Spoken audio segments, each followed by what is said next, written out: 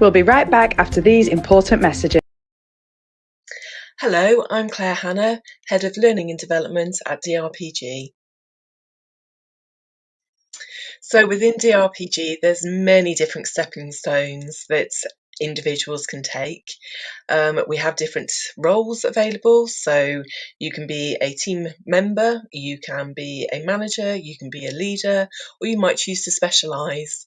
And there's different roles that you can actually take. So depending on your area of interest, also very hands-on, and that might be in something with regards to maybe lighting or building and construction. So either that's on site or at the studios. You might have a preference to more sort of like digital side background from a computer perspective to actually bring it all to life. Or you might have an interest in film, so that could be something to do with like the sound technicians, or sort of like being behind the camera, or maybe being a producer. Or you might have a preference for sort of like being sort of like at the live events, so that might be organising the events and doing the logistics. So the stepping stones really are sort of like wide and varied. I think it's fair to say that there are many different avenues that you can actually take within the sort of like DRPG environment to suit your career demands. So the training and support available varies from when you join the organisation. You'll have your mandatory training, so that will be anything from compliance, which is making sure that you as an individual and the business are keeping themselves safe. And then you'll also have something around the culture of the organisation. So this is an appreciation of the DRPG values and behaviours, the actual history of DRPG, and it's really what I class as the DNA of the company. Once you've sort of like found your feet, settled in your role, then we will have discussions with you about your own personal development plans. So thinking about actually what skills and knowledge you require, and looking at how we can actually give you those that information, and thinking about what experience you actually need and of how to adjust and how to adapt to that. Also then you'll have everyday training skills, so whether that be around communication, presentation skills, influencing, and then sort of like moving up to that leadership and management type activity. So there's lots of scope for different things. We do different methods, so there's sometimes classroom based, sometimes it's e-learning, sometimes it's self-directed. It's a really blended approach, and we ask people to obviously work with others. So there's lots of opportunities to really pick up on the development support available for you. So the advice I give for anybody looking to progress within the creative industry is, first and foremost, be curious.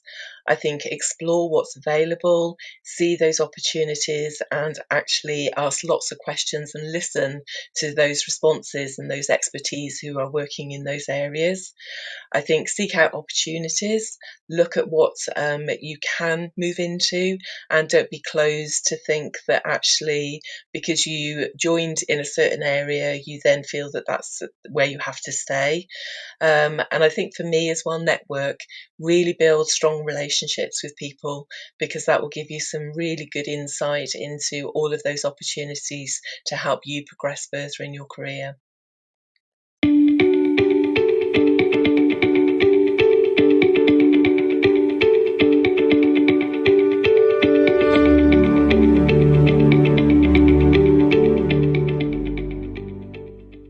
As winter approaches, we'll be spending more time indoors. This will increase the risk of coronavirus spreading. The following reconstructions of everyday environments show why washing hands regularly, wearing a face covering, and keeping at least 2 meters apart is vital in controlling the spread. Coronavirus can live for more than 24 hours indoors. You could pick up or pass on the virus by touching a contaminated surface. Washing your hands with soap and water or using hand sanitizer regularly throughout the day will reduce the risk of catching or passing it on. Coronavirus can be found in tiny droplets coming out of your nose and mouth. Wearing a face covering over your nose and mouth reduces the spread of droplets carrying the virus. This means if you have it, you're less likely to pass it on to others. Larger droplets can land on other people or on surfaces they touch. Spreading the virus through droplets is most likely to happen when you are less than 2 meters apart. Smaller droplets, called aerosols, can stay in the air for some time, especially if there is no ventilation. So when you are with people not from your household, you must keep at least 2 meters apart. The risk of spreading the virus through smaller droplets is much less outdoors, where there is more ventilation. Wash your hands, cover your face, make space. These are the 3 most effective ways we can all control the spread of the virus. Remember, if you have any coronavirus symptoms, high temperature, a new continuous cough, or a loss or change in your sense of taste or smell, get a free test by calling 119 or visiting nhs.uk. Together, we will control the virus and stop the spread. Don't forget, hands, face, space.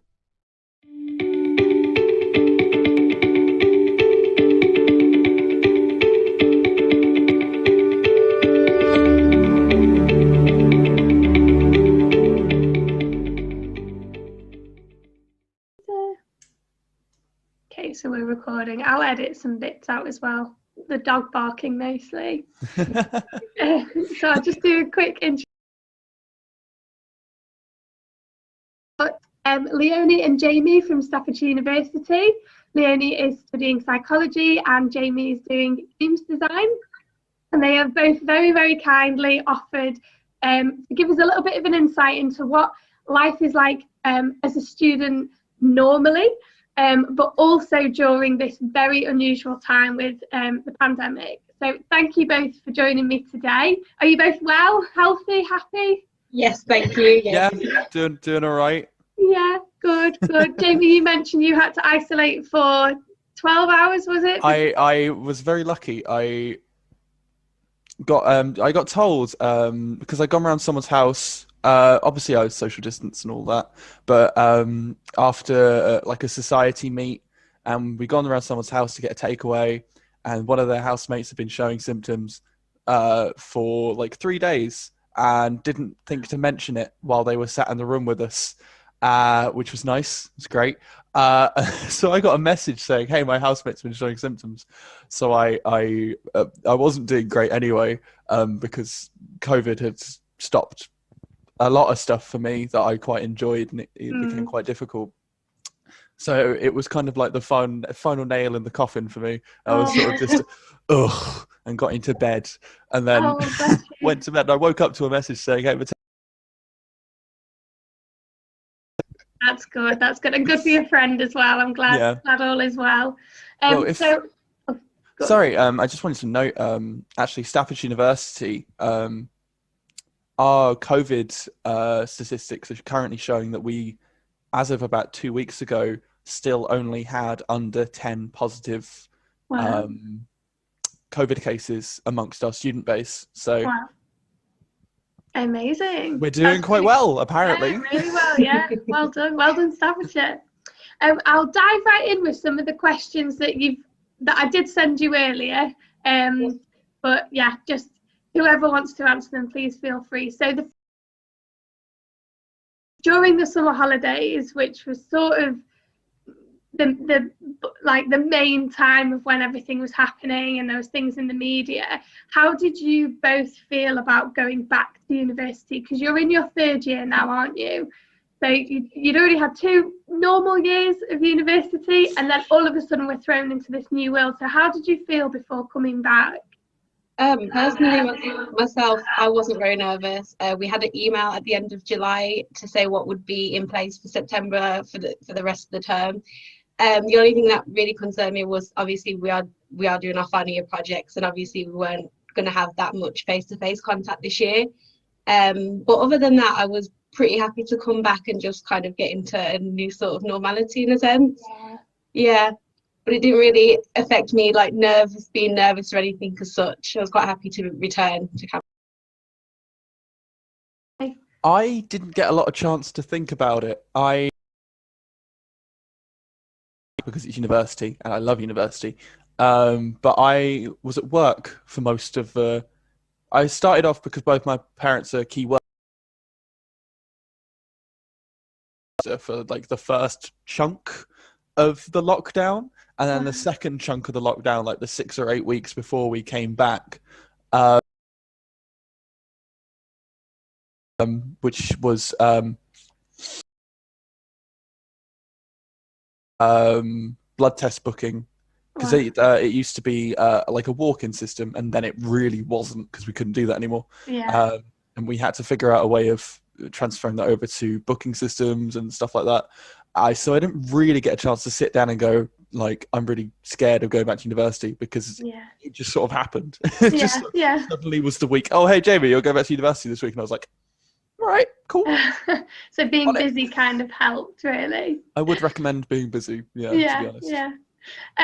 So in terms of sort of like your first day or week going back, how was that, and how did it feel different to when you'd normally come back from the summer break? It's very different. It's not, I guess it was going to take a lot of adapting. As I said, the first online session, me and my class, we all just tuned into Microsoft Teams, and everybody was there, and usually you would go onto campus and see everyone, so it was very different. I knew it was going to take a good couple of weeks to actually get into a routine of tuning into Microsoft Teams, and on top of that, the lectures and the seminars are split between Microsoft Teams and our Blackboard, so it was kind of making sure you're in the right place at the right time. And Blackboard's like an online learning platform, is it? Online learning platform, and you can access all your lectures and whatnot through there, but there was 2 different types. Oh wow.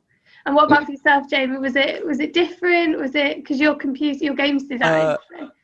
Luck would have it, because obviously game design it's not so much a taught subject as it is an art form, in which, in a similar way you do art and you do a portfolio and stuff like that.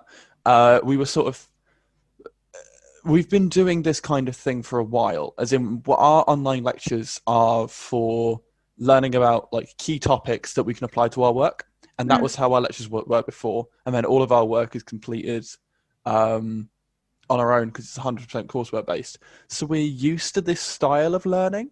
I'm just not so used to doing all the work so close to my bed. Same.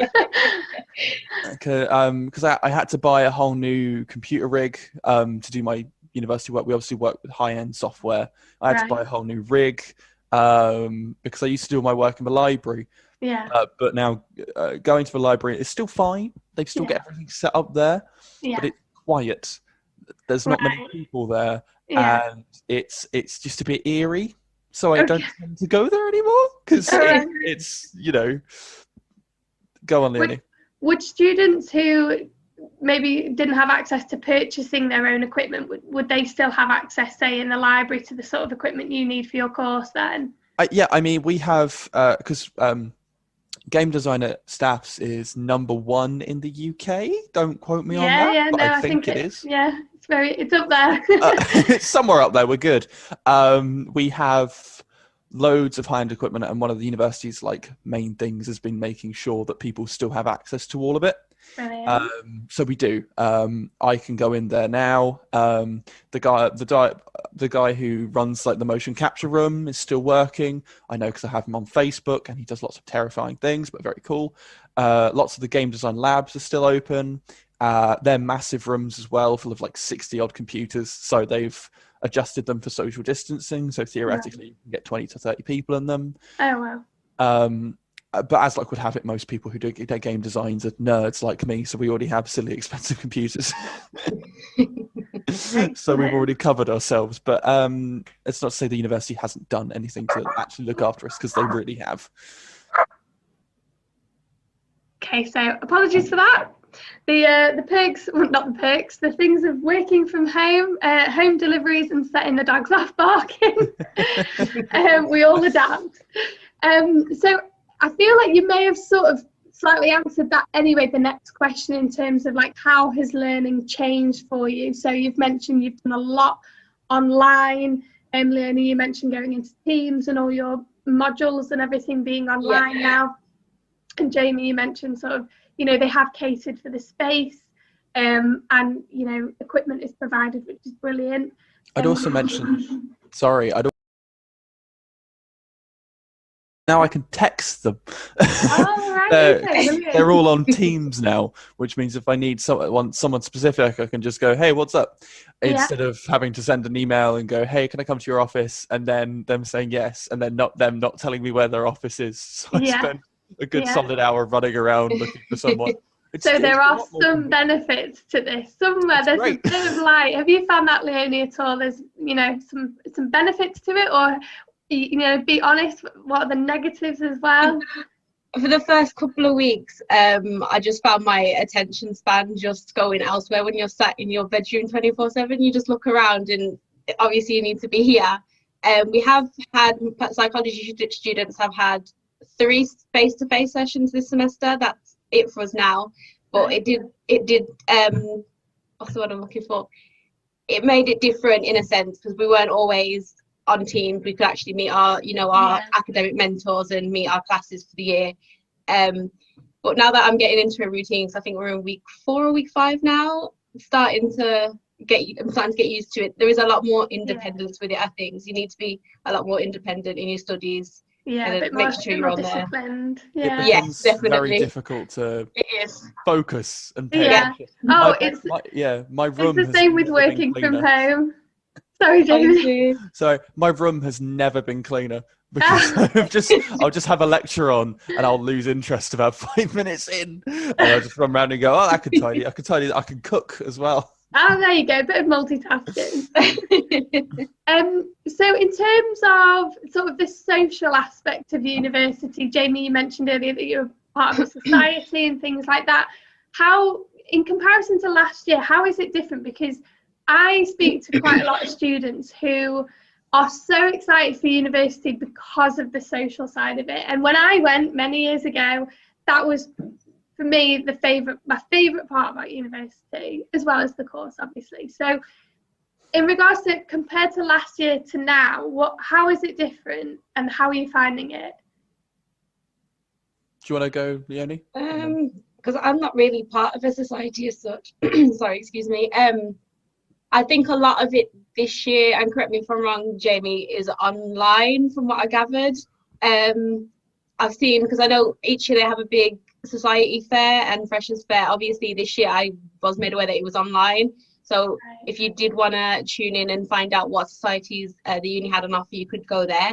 And I do believe societies have tried, because I do have, I think the African Caribbean Society on social media, and I know that they've tried to put events on. Obviously some events can't work as good as they would have before the pandemic, because obviously you have to socially distance, but obviously in terms of because obviously we have the LRV on campus, and that was a nightclub where you could go on a Wednesday, because they did a gobble event. That's not happening obviously at the moment. And there was karaoke on a Tuesday. We can't obviously do that either. Yes, there's a few ups and downs to it this year. It's definitely not the same as it would have been had this pandemic have happened, but at least the uni are trying.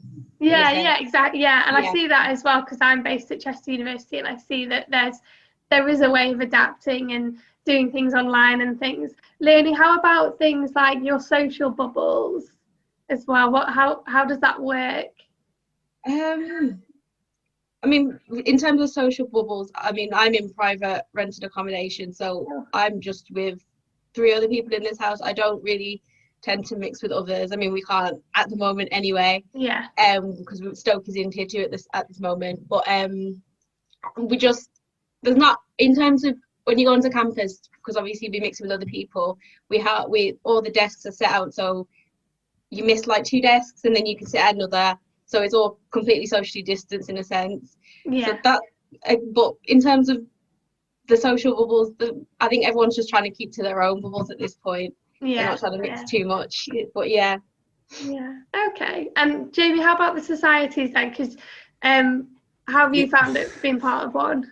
I'm part of a few actually. So I'm part of Myth, which is our nerdy society. So like D&D and board games and stuff like that. and up until like tier 2 happened, because obviously Stoke-on-Trent went from tier 1, which was nice and jazzy, you could basically do whatever as long as you were careful, to tier 2, which is like you're never allowed to see anyone again, especially me because I live alone. I live in a studio flat, Right. so I don't get the same sort of bubble, as it were. I can attach to other people's bubbles, but Yeah. that's the thing. But for like societies, Myth used to do, up until about a week ago, we used to be able to do in-person events. Okay. And now obviously we can't unless we do them in a field, and that doesn't really work for D&D and stuff like that. Yeah. I'm also part of, It's cold. it's Yeah. cold, yeah. Yeah. And also I'm part of jiu-jitsu, which is a sport, and we can't do that now apparently either, because it's indoors, and we used to be able to do close contact if we were in a bubble. That's gone out the window now. So that's changed. So now it's sort of like a sports and exercise club until we can get back to throwing each other again. Yeah. But it very much depends on the society itself and what they can do and what they usually do. So like the Mental Health and Wellbeing Society, they do a lot of online sort of group chats and things like that. So that you can, just for like one evening of a week, pop into like a video call and just have a chat with some people, which is definitely good for your mental health. Yeah. And actually, interesting you bring that up. How have you both sort of found, because I know universities all have mental health and wellbeing support teams. Do you feel like that's been a bit more present this year compared to normal? I do feel that way. I mean, we've had a lot of emails as well, from various different lecturers in the university, because obviously mental health is a big thing during this current time, and there's always an email with a link to a website that may help you, or to speak to staff. You know, so it's definitely a reminder that you're not alone. So it has been good for the university to send it out this year. Yeah. I think it's good that they're in the same, all of the staff are in the same position we are. So when I talk to my lecturers, their experiences are the same, because they're obviously sat at home on a computer all day in the same vein that we are. So when they talk about mental health, it doesn't come from a place of like a pamphlet they've read. Not that that's the experience I've had with mental health at this university, but it actually comes from a place of, I know how you feel. Yeah, we get it. Yeah. We're here. That sense of all being more unified than normal, I think, has been We're very much all in this together. Yeah. Definitely. They've probably all got toddlers climbing all over them as well, or dogs. No, it's toddlers. It's always toddlers. It's a lot of toddlers. Oh, bless them. So again, because I talk to students who are a little bit younger than yourselves, and like I say, some of them are a little bit concerned about possibly going to university next year. What piece of advice would you give, or you don't have to come up with, words of wisdom or anything, but in terms of your overall experience of going back to university during this pandemic and this year in particular, if somebody was to say, I don't want to go during this, I might defer and wait. I mean, I deferred anyway years ago because I was not ready for university at 18, and I worked and I got myself in a better headspace to go to university. But in regards to how it's been different for you this year, if someone was wanting to put it off a little bit, has it affected you so much that you would be like, yeah, put it off? Or what would you say to that student? Unless you want to go first, Leonie. No, you go. That's fine, Jamie. What I would say is that with my experience of actually being in this pandemic and still doing university at the same time, is that not only do I have a new level of respect for the work that I can produce, I think once I go to employers and actually start talking about the work I've done during this pandemic, they will also be impressed, because for example, we have a part of my course called Junior Senior, which is where third years and second years are put in like a big game design team and we make a game together. It all happens on our third semester, and our third semester started when COVID started. So instead of doing game design in a nice cushy lab with the other 30 odd people around me that I can just chat to. I did actual proper game design, as in learning new things, putting together stuff on my bed at home in Essex on my nan's laptop that she dragged out of somewhere because I didn't have the tech to do it, while working collaboratively online, which is something none of us had ever done. And I can sit in an interview and say that I've done that. Yeah. I can say I did that, as opposed to people have already deferred 1 year due to COVID. I know that people have, because they didn't want to come to university during the COVID pandemic. If you defer 2 years, like that's, obviously if it's for your personal reasons, and if you just think you can't do it, that's fair. But if you're not coming because you think, oh, I won't be able to go out, I won't be able to do the normal university stuff, I'd say come along anyway. Because the experience you'll get from learning during COVID is invaluable. Yeah. And that might just be me trying to find a light in a little bit of one of the worst situations that any of us have ever been in. But if you can actually sit there 3 years later in an interview and say, yes, I started my university degree during the COVID pandemic and it was brave, I think that's what you can take away. Yeah, wow. How about yourself, Leonie? Thank you, Jamie. I would personally say go for it. I mean, I would like to hope that if for students starting next year, it won't be as intense as it has been for us this year, I'm hoping. And fingers crossed. And the way I see it as well, you've got 3 years at university, so I'd adapt for the first year and do what I could, and I'd still have my second and my final year to kind of explore the campus. And as well, while you've got more priorities in your second and third year, you would still have an overall normal experience in a sense, minus the first year. And on top of that as well, reflecting on what Jamie said, when we had to move to remote learning back in March, my grades have actually been a lot better. So it kind of shows that I'm quite good independent wise and getting my assignments done. So it's kind of a good skill to have in a sense. Like you teach yourself, the lectures are there, but you've ultimately got to push yourself to do your work, and it is a good experience. And for myself, I'm obviously doing my final year project now, and it is going to be online this year. So that's a huge responsibility and experience for myself. Yeah. And it's going to be a lot of independence as opposed to being on campus. So I would say to any students, again, unless it is going to affect your mental health in any way, shape or form, I would say maybe hold. But again, if you're coming because you're not going to come because of the COVID situation, I would say just come, because you'll learn different skills. Again, Microsoft Teams, Blackboard, Collate. There's loads of skills, and then there's a lot of opportunities. But I would like to hope for any student starting next year, it won't be as intense. Yeah, hopefully. Yeah, I would say go ahead and do it. Yeah, lovely. We just hope it'll be done soon. Yeah, we're ready now. I'm ready to go. We're good. Yeah. We've learned whatever lesson we need to learn.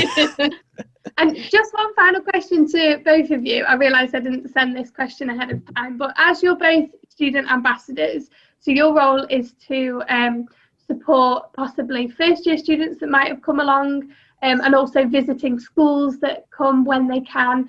Have you witnessed firsthand how, maybe through the eyes of somebody starting university for the first time? So how have you witnessed first year students experience this? Sorry to throw that question at you. I have spoken to quite a few first years. I'm in the LGBT network, which means I get a lot of contact with first years coming in, because they're obviously kind of scared of coming to a new place, especially when they are LGBT and they don't know what's going to happen when they get here. They don't know how it is for an LGBT person at university, etc., etc. They have been lonely. They've been lonely and they've been scared. But in all of them, I've seen this sort of spirit to keep going, to sort of find their place at university despite COVID, despite the fact they can't go out and see people, the fact they can't go clubbing, the fact they can't do things that the freshers really ought to be allowed to do on their first year of university, because it breaks you in, it gets you all calmed down and sorted out for university, and they can't do that. But they have found their own ways of getting to grips with university, and it's admirable, really. Because I look back and I don't know if I could have done it. Because first year it was a difficult time for me, and I took a lot of it was a lot of my friends supporting me at university that got me through it. But they have done it very well. They've been here a month and 2 weeks now, and they've settled in. They're doing classes and stuff, doing well. Brilliant. How about yourself, Leonie? Have you witnessed or spoken to any students? I actually spoke to a group of psychology new students a few weeks prior to starting university. A lot of them were because a lot of them were mature students, and I think they were more concerned in a sense of juggling uni around childcare, and obviously they wouldn't be allowed to be on campus. So there was a lot, I had to really reassure and make, because they were very concerned about the level of support they were going to get off lecturers as well. And while you can't contact your lecturer, see them face to face, they're always available on email and whatnot. And again, as a first year student, once upon a time, it is hard. So I know when we had Freshers Week, there was a Wellbeing officer there that was, introducing what was available for you. Because myself, I said I was going to stay at uni for 2 weeks without seeing my family, and I went home after 3 days because I was homesick. Yeah. So I just feel like support is important, and with the students this year, it's been a lot of just ensuring that support is available for them, because a lot of them were concerned we weren't going to have as much opportunities as, say, me and Jamie have had in our years at uni. But yeah, if you are coming to university, my mum had a very good tactic for this, because she's done it once before. She drove me up here because I actually live in Essex, which is about 160 miles away. She drove me up here, and she dropped me off and said, right, you're here now, you're going to settle in, and you're going to settle in because we're not going to come and visit you for 3 months. So good luck. Tough love approach. Very much tough love. I do love my mother. But it is a good tactic, because you won't do well at university if you don't settle in and do so independently. Yeah.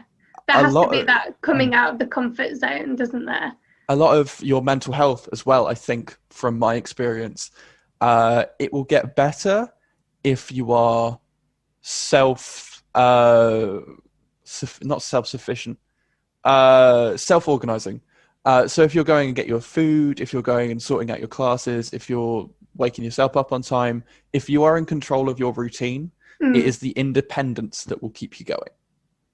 So do that. Your parents don't necessarily need to abandon you for a month, but it definitely helps. Yeah, or equally, if you want to go home after 3 days like Leonie, Yeah.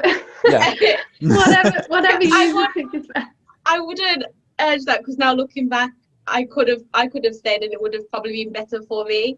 But at the same time, everybody does what's best for them. But in a sense, as Jamie said, if you gain your independence, I would say once you move here, look around the area, you get to know what's around you, and ultimately that, you help yourself settle in then, and you think, I can locate all the local shops, go for walks, and I think it just helps your mental health in a sense, because you know where you're at. And again, talk to your housemates. If you're going to live in accommodation in your halls, talk to your housemates, get to know them, because ultimately that's your support bubble. When you come home from a long day, they're going to be there. Yeah, very true.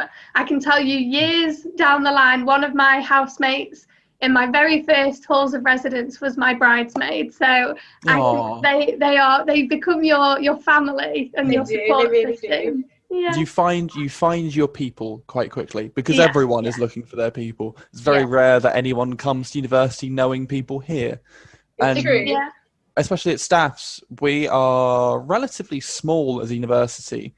We have about 14,000 students, but that also accounts for people who learn online. So actually on campus, everyone kind of has a vague idea of who everyone else is, or at least knows them slightly. For example, I used to be a barman at the Students' Union before obviously COVID, and then we had to, there's no club nights going on, so I don't get to dance around pouring pints.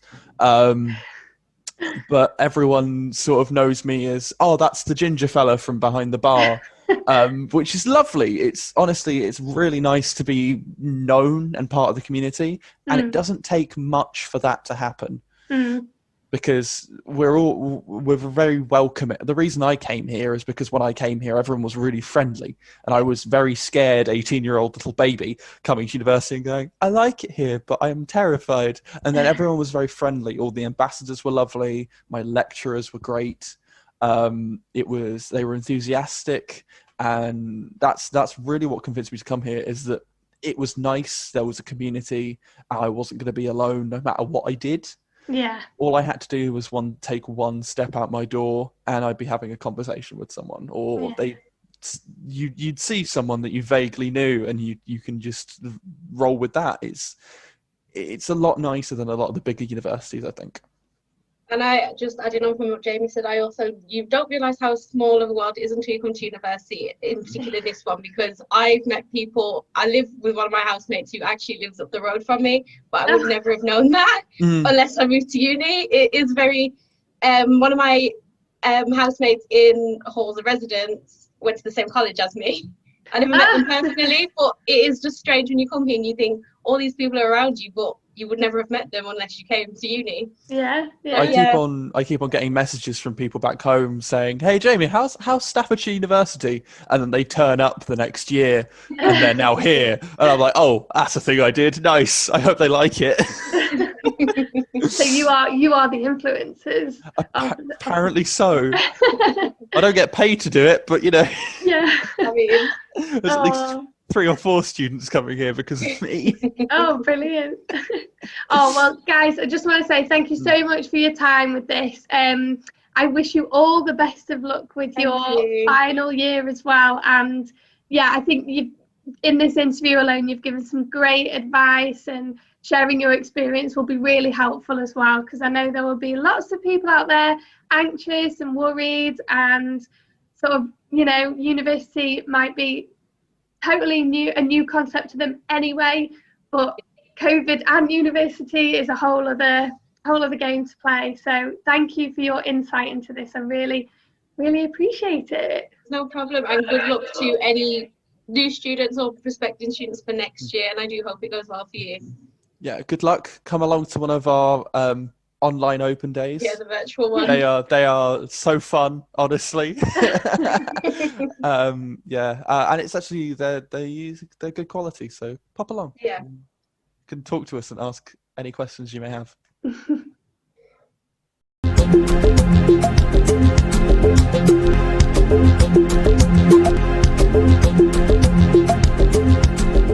We'll be right back after these important messages. As winter approaches, we'll be spending more time indoors. This will increase the risk of coronavirus spreading. The following reconstructions of everyday environments show why washing hands regularly, wearing a face covering, and keeping at least 2 meters apart is vital in controlling the spread. Coronavirus can live for more than 24 hours indoors. You could pick up or pass on the virus by touching a contaminated surface. Washing your hands with soap and water or using hand sanitizer regularly throughout the day will reduce the risk of catching or passing it on. Coronavirus can be found in tiny droplets coming out of your nose and mouth. Wearing a face covering over your nose and mouth reduces the spread of droplets carrying the virus. This means if you have it, you're less likely to pass it on to others. Larger droplets can land on other people or on surfaces they touch. Spreading the virus through droplets is most likely to happen when you are less than 2 meters apart. Smaller droplets, called aerosols, can stay in the air for some time, especially if there is no ventilation. So when you are with people not from your household, you must keep at least 2 meters apart. The risk of spreading the virus through smaller droplets is much less outdoors, where there is more ventilation. Wash your hands, cover your face, make space. These are the 3 most effective ways we can all control the spread of the virus. Remember, if you have any coronavirus symptoms, high temperature, a new continuous cough, or a loss or change in your sense of taste or smell, get a free test by calling 119 or visiting nhs.uk. Together, we will control the virus and stop the spread. Don't forget, hands, face, space. For it to actually happen on your station, on your shift. That day will never leave my mind. I wasn't alive for 7 minutes. I feel like I won't be able to show my body again because of my scars, and I feel like I'll get judged, and I don't really want to be judged because people can be quite nasty about things. Just always think that no one was ever gonna love me again, like how they did before. And I'd always think I'm never gonna be like the old me again. Sorry. I want to get the message out that there's dangers out there. You need to care for yourself and know that there's consequences for the actions that you do take. Because it doesn't just impact you. One small thought can save all the pain that you can put yourself and your family through. Sometimes I feel lost, said the boy. The past few months have been hard on everyone, including our kids. Isn't it odd? We can only see our outsides, but nearly everything happens on the inside. What is the bravest thing you've ever said? Asked the boy. Help, said the horse. Every Mind Matters will help you find what's right for your kids, with tips and advice to help you support your child's mental well-being during this time. Whether it's listening to them talk about the challenges they're facing or helping them develop skills to cope with their emotions, supporting your children's mental well-being can help them boost their mood, feel good about themselves, and be ready for life's challenges. Sometimes I feel lost, said the boy. Me too, said the mole. But we love you. And love brings you home. Visit Every Mind Matters today.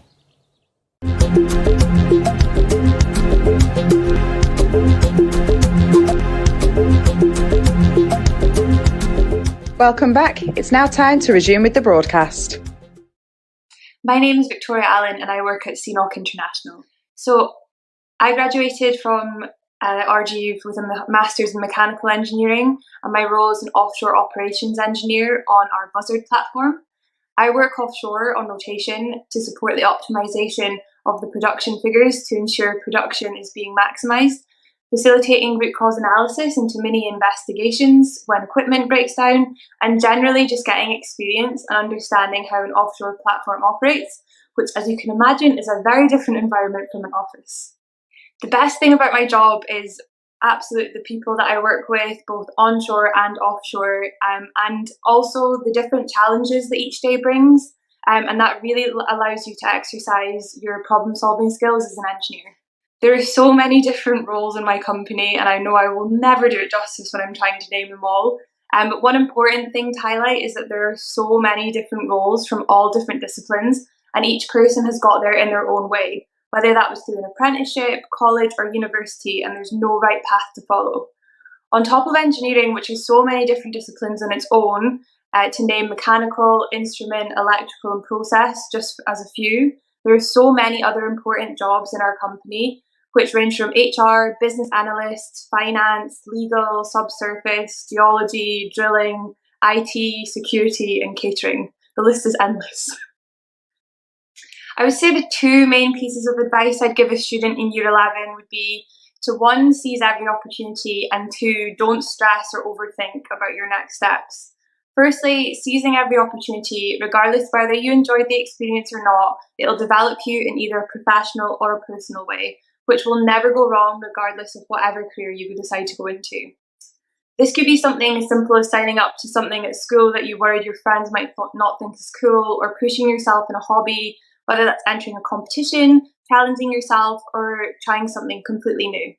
Secondly, about don't stress or overthinking your next steps. As easy as it is for me to say, try to do exactly that. As I've mentioned, there's no right path to get where you want to go, so don't put yourself under immense pressure to get where you think you need to be going. Do what's right for you and explore your options about how you're going to get where you want to go, whether that's through an apprenticeship, college or university.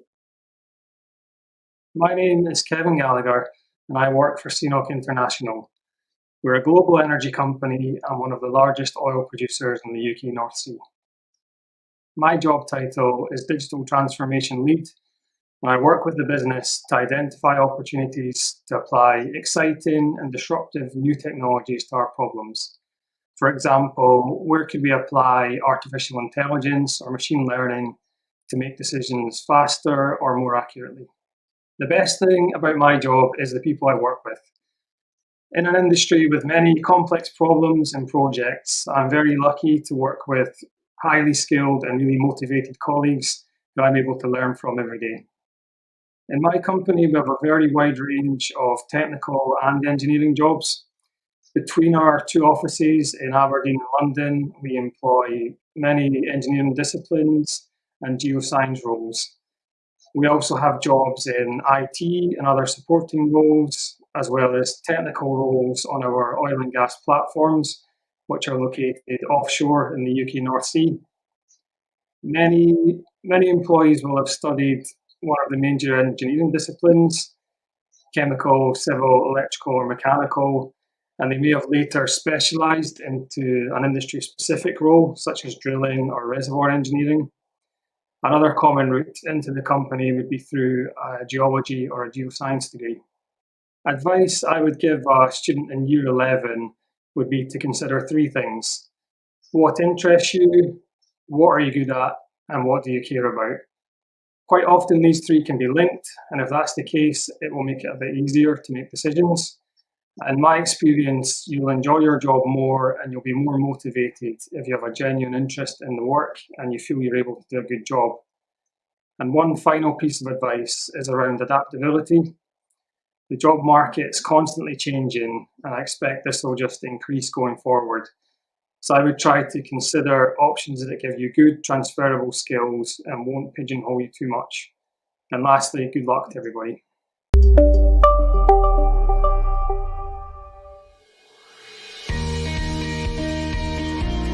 Hi, my name is Biljana Balkanska. I work at Capgemini as the education team administrator. The best part of working for Capgemini is the fact that every day is different and everything is very fast paced. I like to wake up every day and know that there's something different for me to do there. I do have a passion for helping young people in education, and my everyday job revolves around that. We try to give young people as much experience and opportunities, whether that's online or in person, as we can.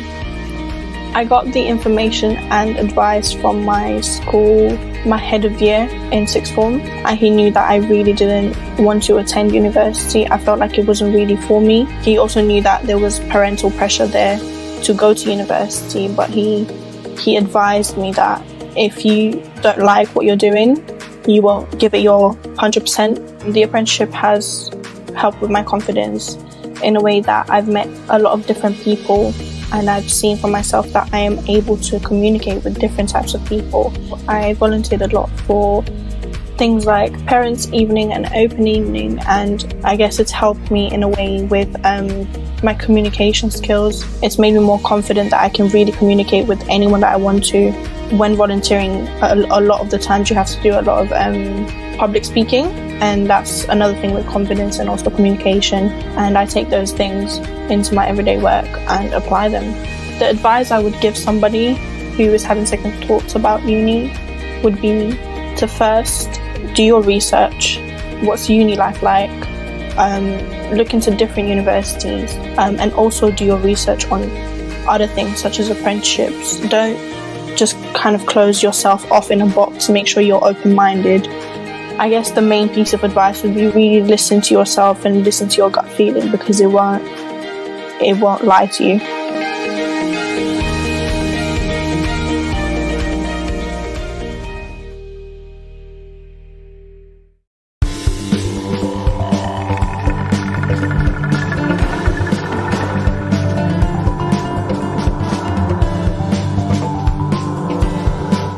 I took part in the summer school because I want to increase my knowledge in practical work and to put everything I've done from uni into practice to increase my knowledge in this field. So after this, I would like to continue with my education to do my bachelor's and master's. In the summer school, I hope to achieve a number of things, including getting a better understanding of flood management.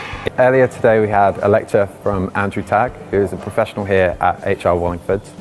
This was on resistance and resilience in flood management. And today we're putting it in practice. The task we're doing now is building a prototype that would normally protect someone's door. So this prototype will normally be used in industry, and a person will buy it, install it on their door and see how effective it is. The theory I learned in class was about coastal and erosion, and that is really applicable to this exact practical, because I have to look at the wave equations that we use and apply it so that the structure that we build is actually effective in keeping water out and keeping the system nice and cool. From the summer school, I hope to achieve and learn exactly what people at HR Wellingford learn and apply that when I work for the Environment Agency later on. It was very useful hearing from the head of the Flooding Coastal Waste Management, John Curtin. Flooding's always happened. It is one of the major risks in this country, but as I showed you, it's going to get harder and more prominent. So I'll talk a little bit about some of the evidence now. So taking some of that global stuff into what it means in this country. And how he thinks the flood strategies of the future will really impact us now and what we can do to improve it. So what we're doing at the moment, we're designing and building a flood product, similar to what would go inside a doorway in an event of a flood. We're thinking about the construction materials we're using, waterproofing, and we're working well as a team and thinking about how we're going to do this to a good degree. I'd like to put my skills into practice in disadvantaged countries like Africa. For example, Mozambique had floods of late, and I would like to help countries that need help. I took part in the summer school because I want to increase my knowledge in practical work and to put everything I've done from uni into practice. From the summer school, I'm hoping to gain more technical expertise in the flood and coastal field, and I haven't been here before, so it's really interesting to see the flood testing facilities they have here. I'm hoping in the future that I can become a flood protection designer, and this course has really helped me towards this as we do 6 months practical placement. This is really good for being a good forward way in getting my practical experience done. Yeah, for the summer school, what I really learned is working in groups and how we can work together effectively to build a very effective product and how we can really stop flooding in the future. I currently have a placement with the Environment Agency, and I hope through excelling in this course that I'll be able to get a position there in future. So the task has the challenge of being under a tight time frame, and we're working as a team to come up with solutions. So it's quite pressured. The key to this would probably be communication.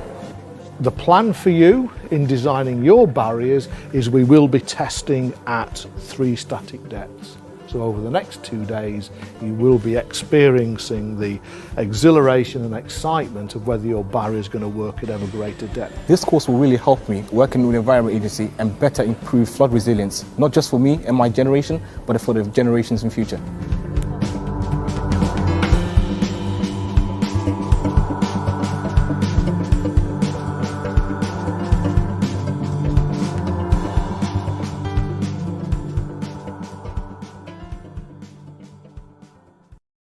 Hi, my name is Anesu and I currently work at WWF. I'm also a student at the University of Sheffield studying digital media and society, and I'm in my final year. So my current role at WWF is Trade Policy Officer. However, I did begin as a campaigns intern and then proceeded to do this role. What exactly I do is provide policy support in the form of doing research, writing briefs and creating advocacy materials, reaching out to external partners that we can perhaps work with to achieve our goals, doing some internal communications as well, and working with a variety of different departments across WWF. Such as the communications team, the policy team, and the campaigns team. My department I sit in the science team currently.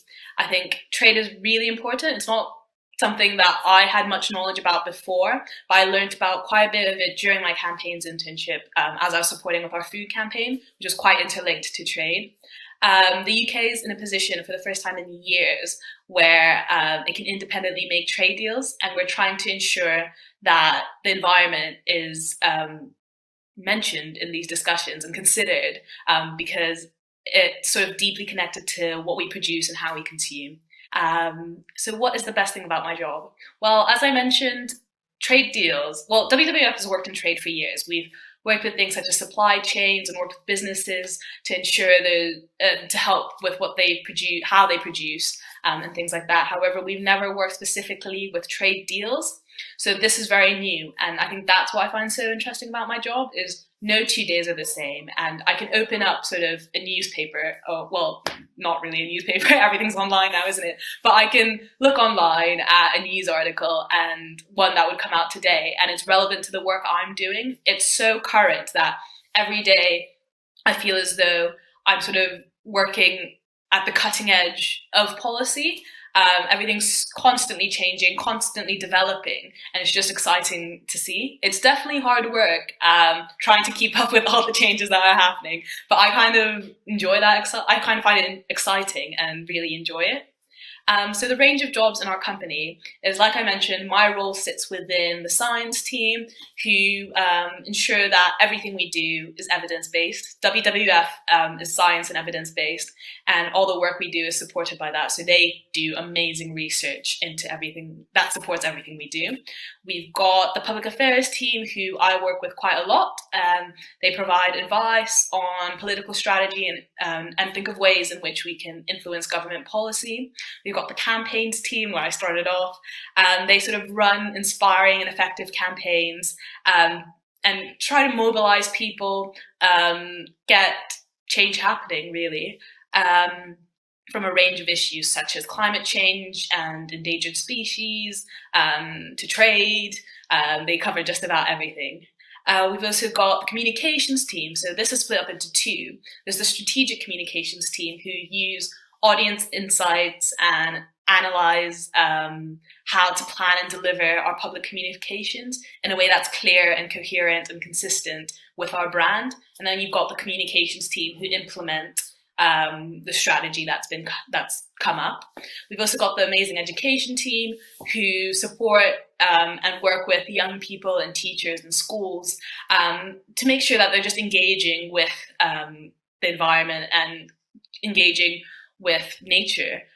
They provide a variety of resources and host amazing events and do so much work.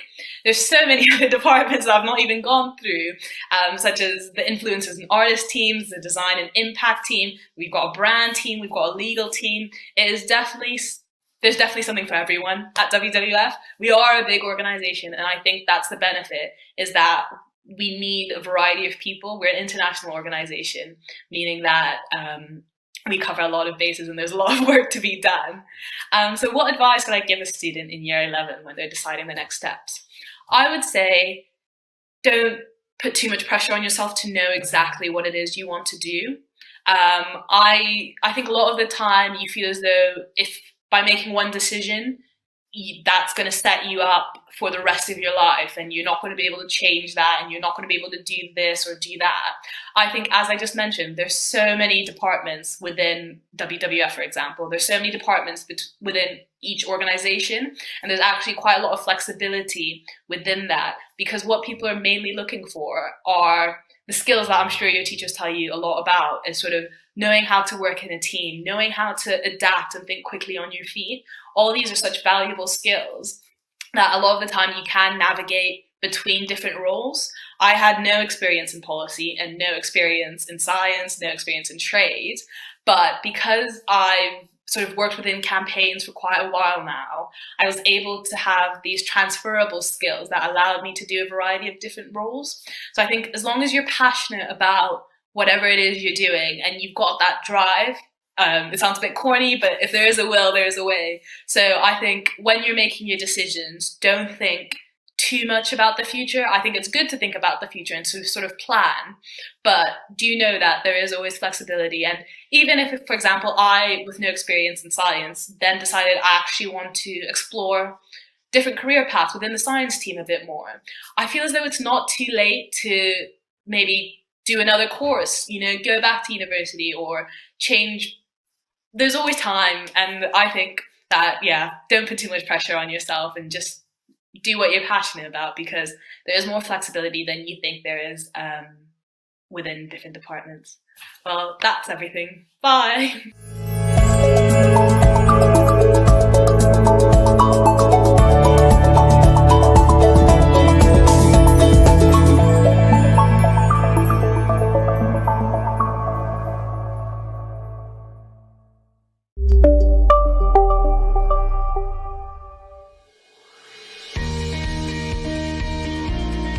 Hi, my name is Biljana Balkanska.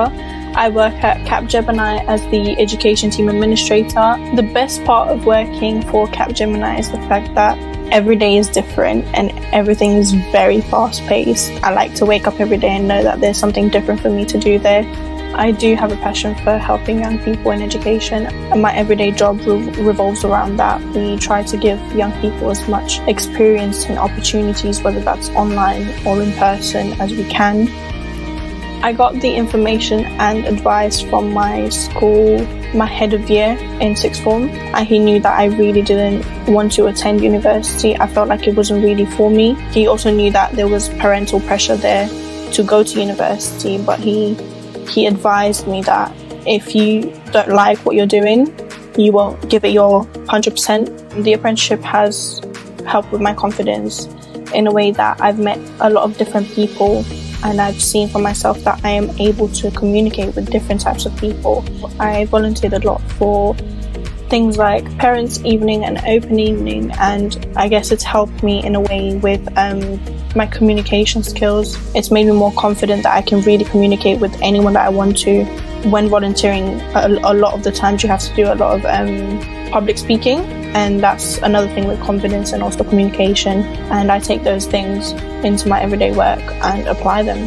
The advice I would give somebody who is having second thoughts about uni would be to first do your research. What's uni life like? Look into different universities, and also do your research on other things such as apprenticeships. Don't just kind of close yourself off in a box. Make sure you're open-minded. I guess the main piece of advice would be really listen to yourself and listen to your gut feeling, because it won't lie to you.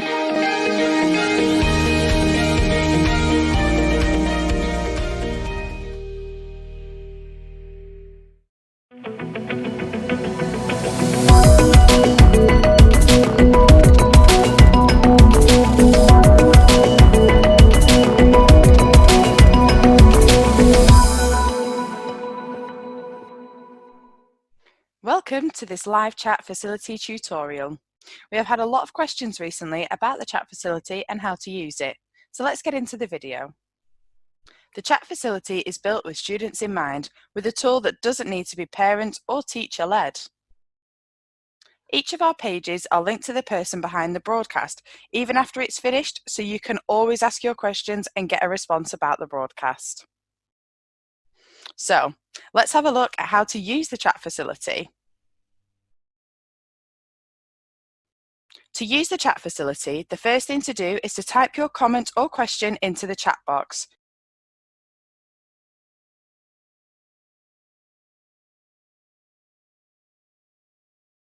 You can now enter your screen name. Your screen name will show when you type your question or comment. Now you will see the chat facility ask for your email address. As I mentioned before, each of our pages are linked to people from the organisation who can reply to your questions. You can enter your email address, which will not be shared with anyone, to get a direct response from the people behind the broadcast. If you do not want a direct response, then click the button at the bottom. People behind the broadcast can still respond to you if you don't provide your email address. This just means you may have to come back to the page to check the response. To type your question, simply click on the chat box. You will then see two symbols appear. The @ symbol will mean your comment or question will be posted publicly for others to see.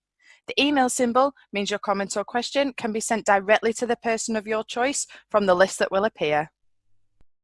You can now speak to the people behind the broadcast and ask any questions you may have, or check out our partner pages to see the companies we work with who you can speak to right now about their current vacancies.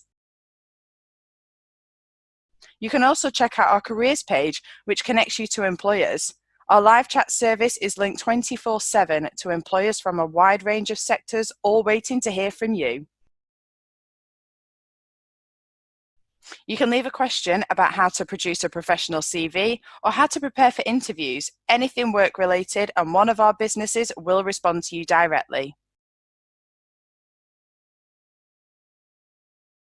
You can also access a wide variety of live interactive broadcasts and video on demand with the live chat support on all pages. Now, this bit is for the parents, guardians and teachers. The best bit about the live chat facility is that it is completely moderated, so you don't need to worry if your young person leaves a silly comment, as it will only show on their screen and no one else's. Another great thing about the chat facility is that it is GDPR protected, so no information is shared with anyone else. We will protect all email addresses and will never share personal information of the young people. If you have any questions about the chat facility or the Learn Live channel, please use the email us icon at the top of the page. Thank you, stay safe and stay tuned.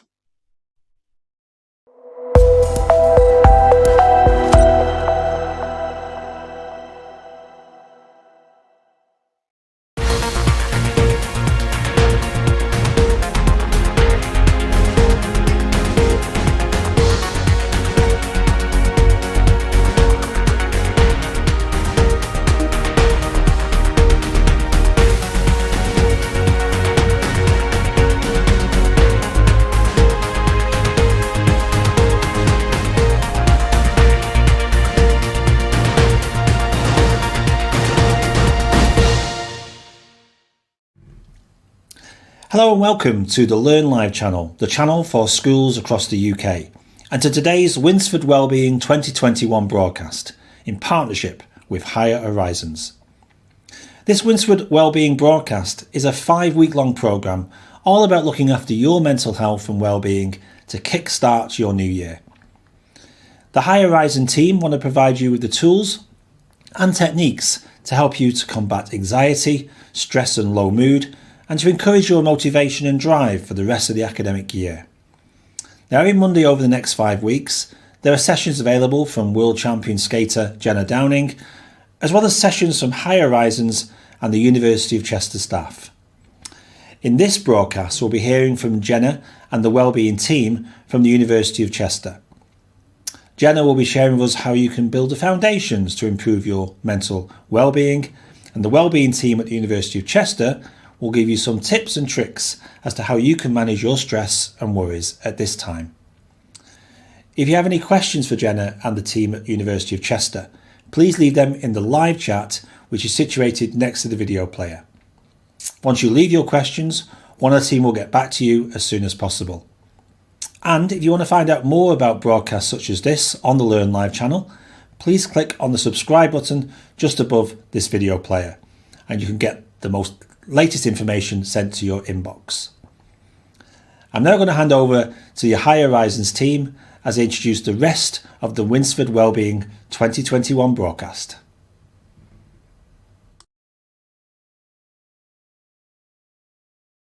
Hello and a big warm welcome to all of the Winsford students who are watching this week. My name's Chloe and I'm your new Higher Horizons officer. Here at Higher Horizons, we believe that leaving Christmas behind and going into January is hard enough, let alone the fact that we're all stuck at home and we can't even go and see our friends. So we've devised this 5-week programme. Hopefully you will only be off school for 5 weeks, fingers crossed. And this programme is designed to concentrate on your mental health and well-being. It'll give you the tools and skills to work through any stress, anxiety or low mood that you might be feeling. So hopefully this programme will kickstart you into having some motivation going into this new year.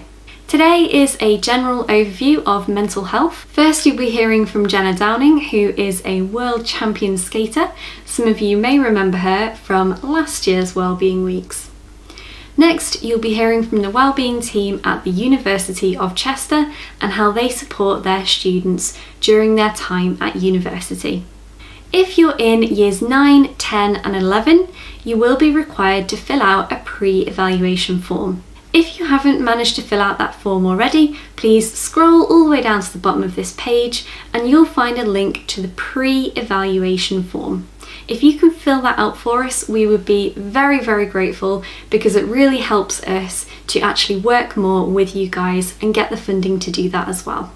Myself and Jenna are going to be live on the chat box every Monday at 1:30 when these sessions start.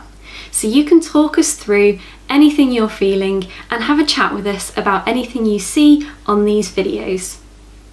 We really want you to get involved and to be engaged, and hopefully this will help you. So one lucky winner every week who is engaged with us on the chat will win an Amazon voucher. This will be decided by your teachers, so please go ahead and talk to us. So let's get started. Listen, engage, and most of all, please enjoy.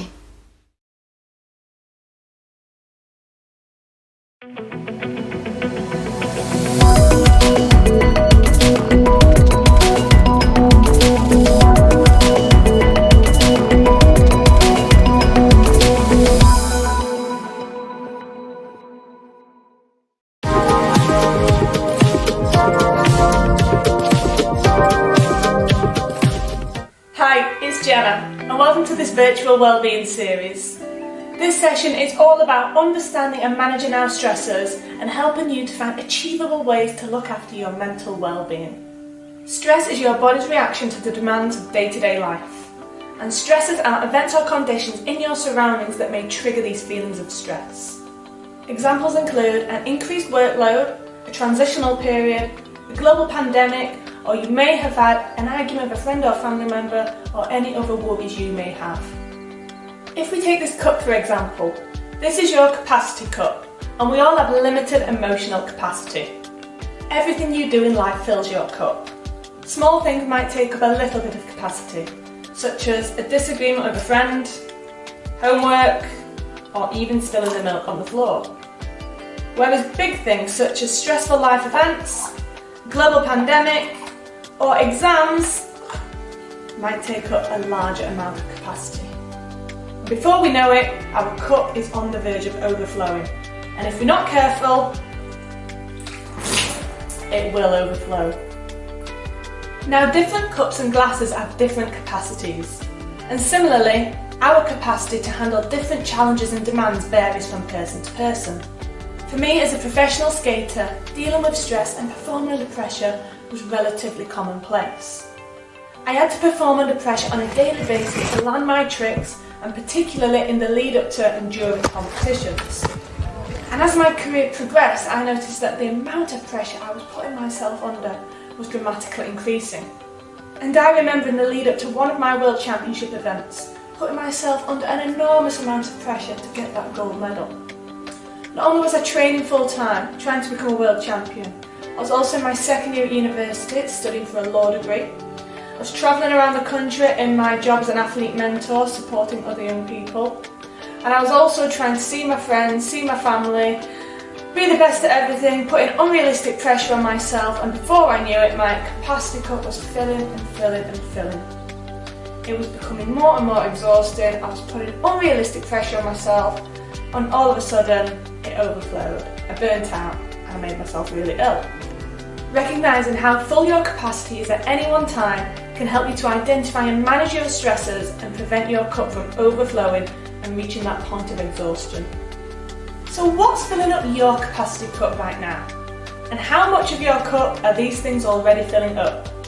Turn to your workbook.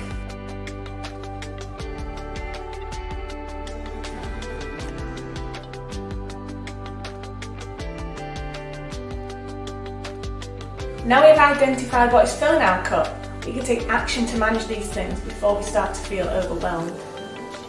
When our capacity cup is almost full, it can have a detrimental impact on our health and well-being. When overly stressed, you may feel threatened or upset, and your body may create a stress response. This can cause a variety of physical symptoms, change the way you behave, and lead you to experience more intense emotions. Have you ever felt devastated by a seemingly small thing, such as smashing a glass? Or overwhelmed by something you could usually cope well with? That's because you have minimal capacity left in your cup, and as a result we can become irritable and more reactive. Ideally, we want to stop this before our cup overflows. How do you feel when you notice your capacity cup getting fuller? What signs or symptoms do you experience? For example, do you tend to get headaches? Do you tend to feel sick? Do you notice changes in your sleeping patterns? Do you become more angry and irritable? I know that I get really tense in my shoulders and neck, and I get a lot of pain around this region. How does it affect you? Use the diagram in your worksheet to identify and write down your personal signs when you are in the green, amber and red zones. Finally, make a note of what happens when your cup overflows. Green means that we're feeling relaxed, we can tackle the challenges that life throws at us and have the space to help others. Amber means that we're facing some levels of stress, and some of this may be helpful. For example, it may motivate you, it may energise you, it may help you perform better. But we're definitely noticing that stress and how it's impacting on our bodies and brains. Red means that we're accessing more of our body's emotional capacity due to the demands and challenges of daily life. And if this goes on without effectively managing these stresses, then we can lose our ability to cope.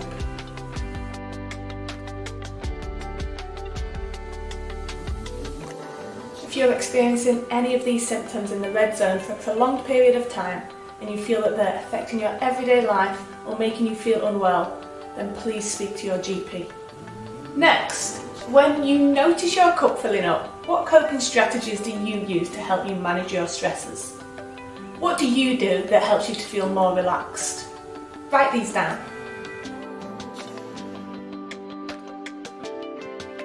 You can make use of these at times when you are feeling overwhelmed, as a reminder to make use of your coping strategies. How we feel is intrinsically linked to our bodies. If you're hungry, tired, thirsty or ill, then you're more likely to feel bad to some extent. And if you feel bad, you're more likely to have negative thought patterns and less likely to do things that make you feel good. Many things can affect our bodies and thus how we feel. And some of these are easier to regulate than others, for example, hunger or thirst. If we're hungry, then we'll eat something, and equally if we're thirsty, we'll drink something. However, sometimes it can be more difficult. By looking after our physical bodies and prioritising our own self-care, we're more likely to feel good, have stronger mental health and improve resilience for when life gets tough. So, what can we do about it? Well, to have a healthy mind or healthy body, there is no miracle cure or magic potion. It's the small things that we do every day that influences how we feel. Our habits. And our habits are formed through the choices we make. Are the choices you're making healthy and bringing you closer to achieving your goals? Or are they making you feel bad? For the rest of this session, we'll be focusing specifically on how we can look after ourselves at times when we're experiencing high stress. By making healthier choices, this can improve your capacity cut and therefore help you to get through difficult times. Tip number 1, try and get some restful sleep. Sleep is at the core of well-being, physical, mental and emotional. Yet 1 in 3 of us aren't getting the required daily amount of sleep we need.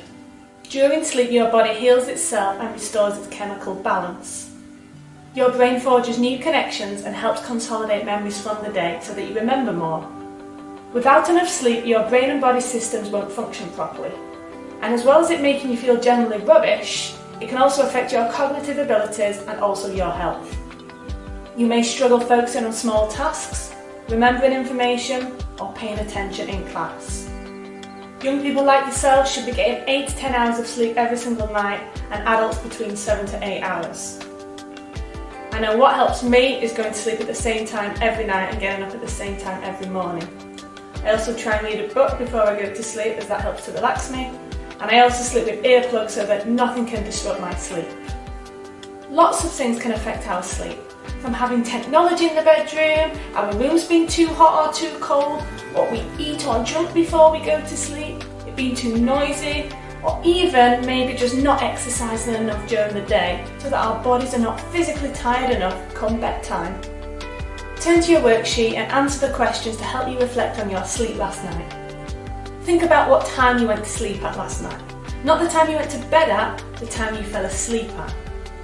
And also, did you get your 8 to 10 hours of sleep last night? If not, why not? What were the barriers that stopped you? For example, were you worrying about something before you fell asleep? Did you have a busy mind that stopped you from drifting off to sleep? Did your phone go off in the middle of the night? Or were you simply just staying up on technology too late?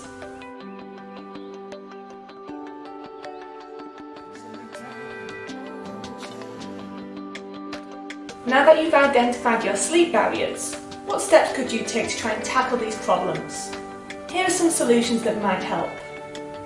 Do something relaxing before bedtime, such as read a book, listen to a relaxing podcast, or focus on slowing your breathing using an app like Headspace or Calm. Practice daily sleep rituals such as having a warm bath or shower, or having a hot drink such as herbal tea or a hot drink of milk before you go to bed. Just make sure that it doesn't have any caffeine in it. Dim the lights before bedtime. This will tell your brain that you're getting ready for sleep. Ensure that your room is a cool temperature. Keep your bed for sleeping, not for studying on or for checking your phone.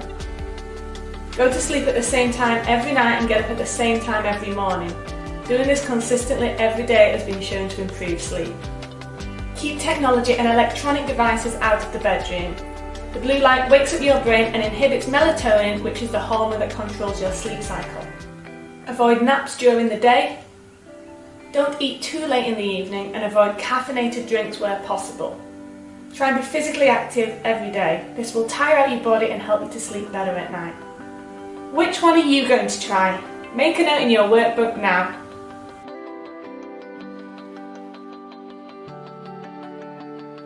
Remember, your body needs sleep just as it needs air and water to survive. Sleep and mental health are closely connected. Without sleep, you simply cannot function. Tip number 2, eat a healthy, balanced diet. There's a growing amount of evidence that shows how the foods we eat can directly affect our moods. And by eating healthily, we can help ourselves to feel good. You can improve your well-being by ensuring that your diet includes adequate amounts of brain nutrients such as vitamins and minerals that come from eating lots of fruit and veg, particularly vegetables. Always try and eat as many different coloured vegetables in your diet, as each different colour means that it has a different nutrient in it. The more colourful our meals are, the healthier they're going to be. We want to try and get away from eating beige meals. Can we eat more like a rainbow? I always try and put a new or different vegetable in my trolley when I go shopping, just to ensure that I'm getting a variety of different nutrients in my diet. Also, try and eat oily fish like salmon or mackerel twice a week. Oily fish has omega-3 in it, which is essential for brain health and brain development. It's always worth having some oily fish the evening before you sit an exam, as it will give your brain a boost the following day. And finally, don't skip breakfast. Your brains and bodies need the energy to help you get through the day. Your brain is like a car. If you don't fuel it properly, how can you expect it to function properly? As an athlete, my diet directly affected my performance. So when I was training and competing full time, I would eat lots of chicken and fish to fuel my muscles after exercising. I would eat lots of brown rice, brown bread, brown pastas for my carbohydrates to give me long lasting energy. I would ensure that each one of my meals had lots of different vegetables in for my essential vitamins and minerals. And I would snack on fruits such as oranges and bananas, Greek yogurt. I would have nuts, malt loaf to keep me full in between meals and to keep my energy levels up. Now I want you to turn to your workbook and write down everything that you ate yesterday. Ask yourself, did you get your 5 portions of fruit and veggie? Do your meals look like a rainbow? Are they filled with lots of different colours? Or could you eat more like an athlete? Along with eating a healthy diet, we need to drink lots of water. All our organs in our bodies need water to function properly. And if we're dehydrated, our body isn't running well, and this can lead to stress. Just being dehydrated by half a litre can lead for the stress hormone cortisol to increase, which can lead to you feeling more stressed. And when you're stressed, your body's working harder, so it needs more water. So it's a never-ending cycle. By drinking 2 to 2.5 litres of water every day, you will stay hydrated. I always try to take a water bottle with me everywhere I go and sip on it throughout the day to stay hydrated. So how can you ensure that you're staying hydrated? Is it staying away from sugary drinks, drinking water more regularly, or having a water bottle handy? Write yourself a goal in your workbook.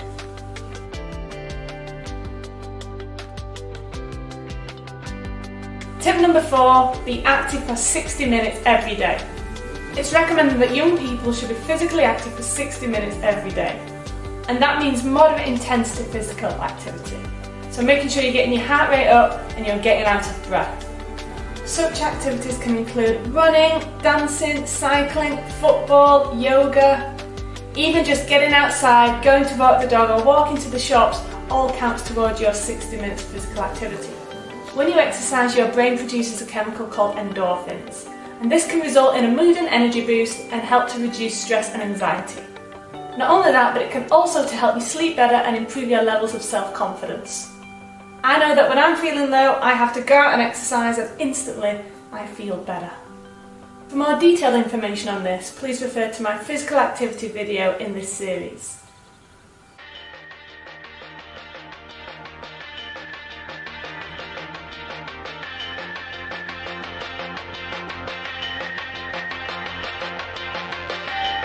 Now we're going to get moving for 1 minute. So everybody up, find a space, and let's go. Let's start with some stretches. Stretching each side of the body out. Bring those arms over the head. Now let's take it to some twists. Twisting around. How you can. Next, do some side jumps. Start with the heart rate up. Good, smile everybody. Raise those knees. Some high knees, bring those knees as high as you can. Turn that to some heel flicks. And then let's slow it down a little bit. Let's jog lightly on the spot. Punch out those arms.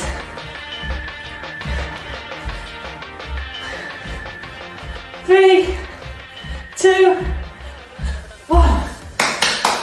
Well done everybody. I hope you're feeling more energised now. How can you ensure that you're exercising for 60 minutes every single day? Write yourself a goal.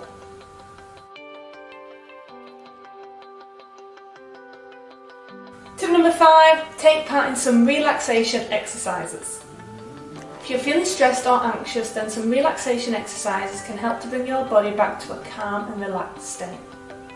Only when we feel calm do we have complete clarity of our thoughts and are able to focus. By taking part in some deep breathing exercises on a daily basis, you can improve both your body and your mind. Deep breathing activates your body's parasympathetic nervous system, which is your body's rest and digestive mechanism. So for the next few minutes, I'm going to take you through a short breathing exercise called box breathing.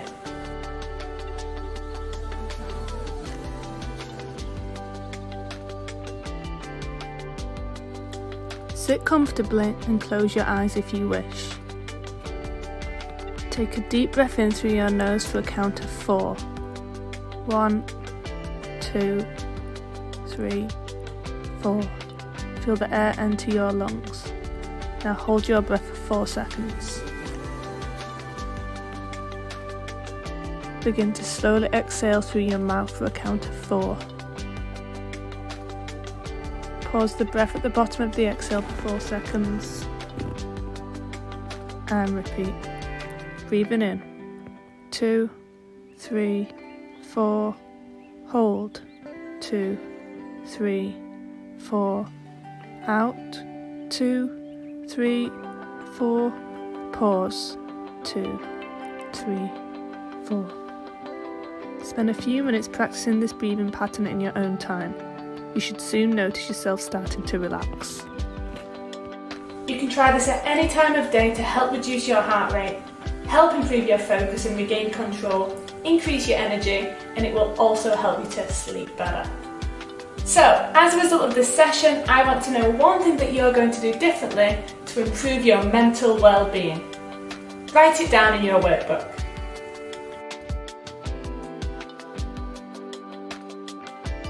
Good luck with your goals, and remember, success is the sum of small efforts repeated day in, day out.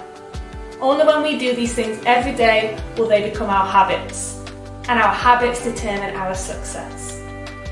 Good luck, take care, and thanks for listening. Bye for now.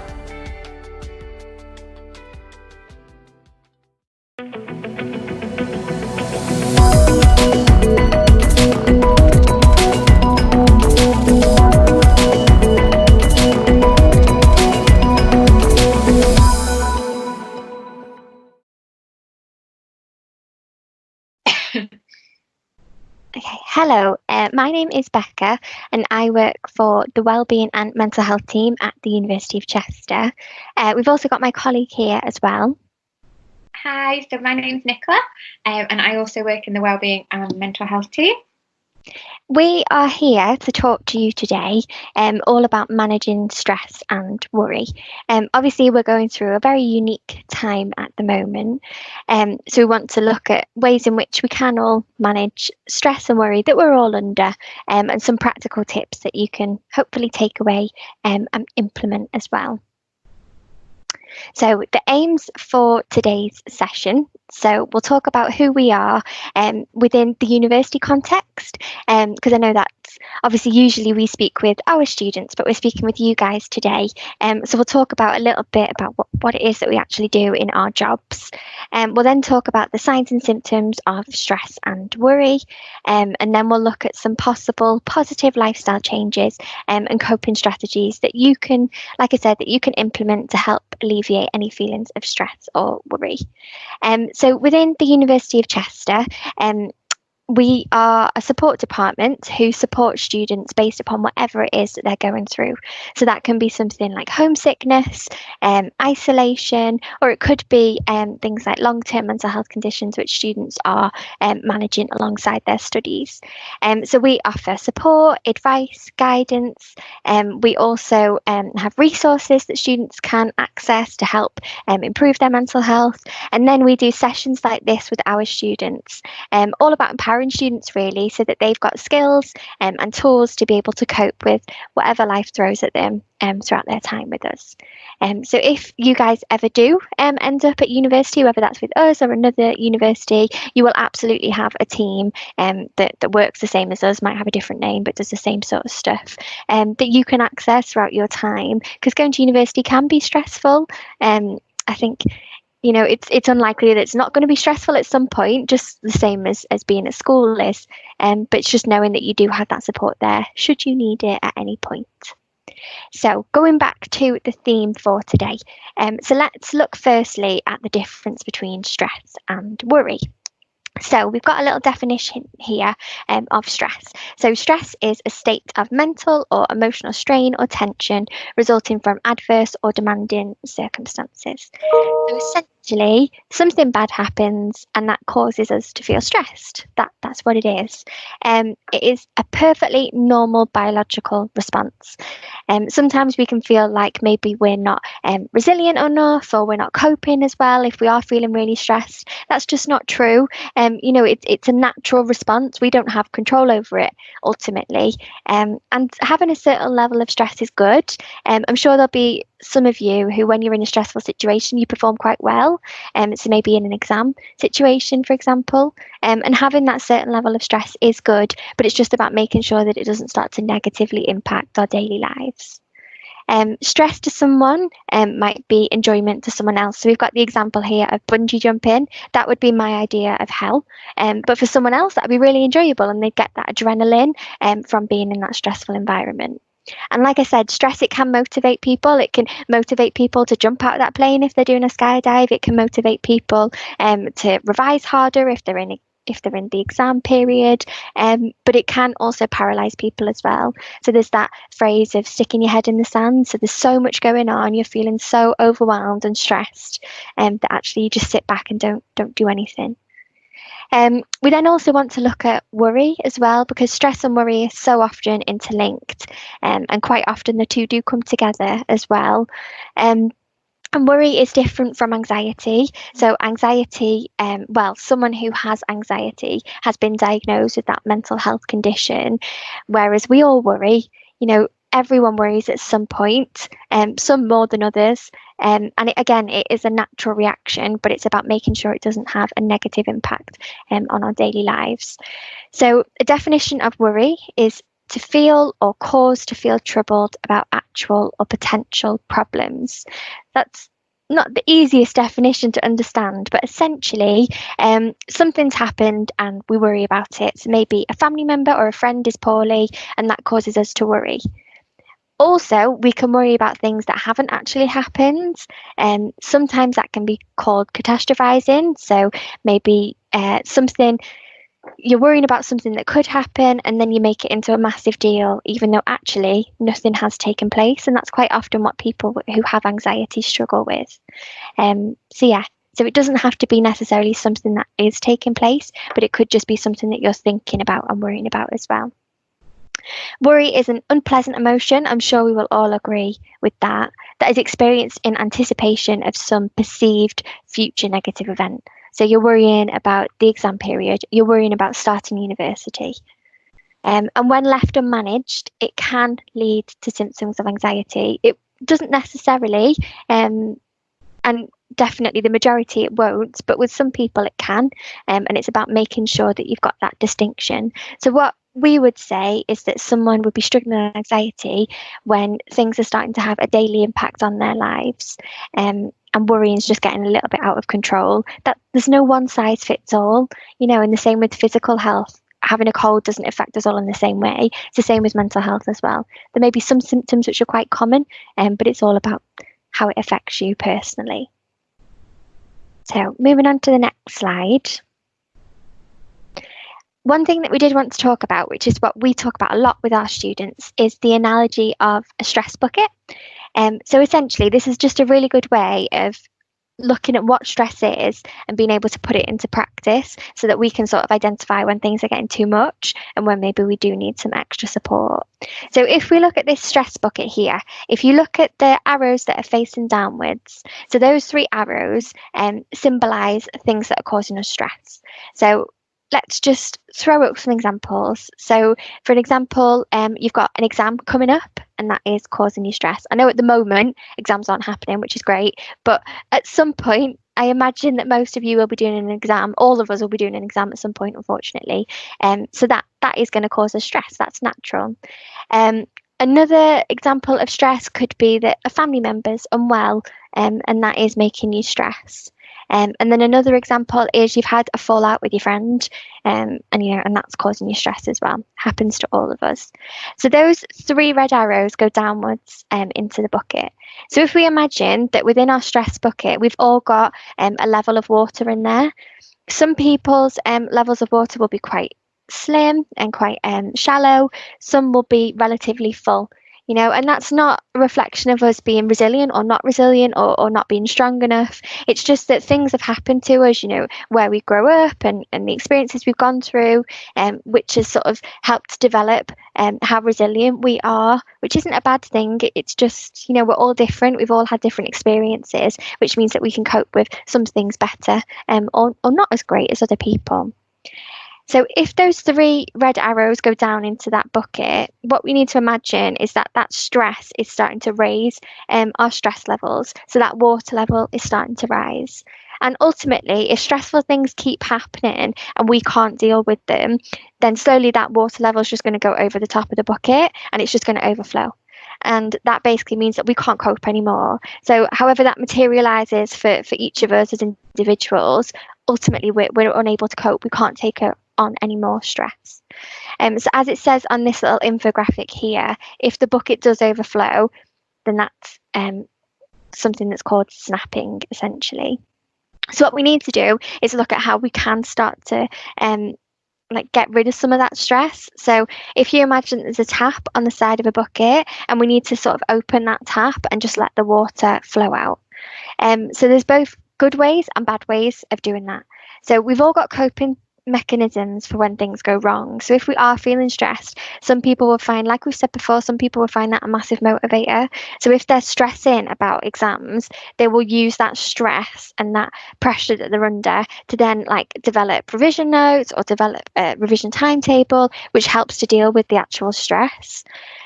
Whereas some people will, going back to what I said before again, will bury their head in the sand and they won't do anything about it, and they won't talk to anyone, and they won't do any revision or any timetables, and slowly it just starts to get into a bigger and bigger deal. So a good a good coping mechanism, like we just mentioned, is reaching out, talking to someone, or it could be like doing something practical to help address the problem. That's not always easy, because if you're worrying about someone who's poorly, ultimately it's not in our power to make them better, unfortunately. But what we can do to deal with our stress is things that we know keep us well, and things that we know that we enjoy, such as like exercising or socializing or whatever it is and how it looks for you. A bad coping mechanism would be something that might make us feel better in the short term, but ultimately isn't going to help with that stress. So for an example, it could be like going to bed and just sleeping in. So say you go to bed at like 4 a.m. and then you sleep until 3, just because you don't want to have that routine. But ultimately, if you're worrying about doing something, you've kind of slept away the day, so it's not going to make us feel better, and we're not dealing with the stressor, which means that we're just going to bung up that tap, which again just means that water level is going to rise. So hopefully that sort of helped to explain things in a practical way, of how stress impacts us all, and how important it is that we've got coping mechanisms to deal with that stress as well. Another thing that we wanted to touch on, if we just look at the next slide, is the signs and symptoms of how stress can impact us. Like I said at the beginning, it's really important to look at you as an individual and think about how stress impacts you. So whether there's things that we've listed on here which you think, oh, actually that is me when I get a bit stressed, or that's my like mum or dad or whoever when they get a bit stressed, but maybe have a think about other things that you do as well. So ways in which stress can affect our body. So it can cause headaches. I'm sure we've all heard of tension headaches, and that's a biggie.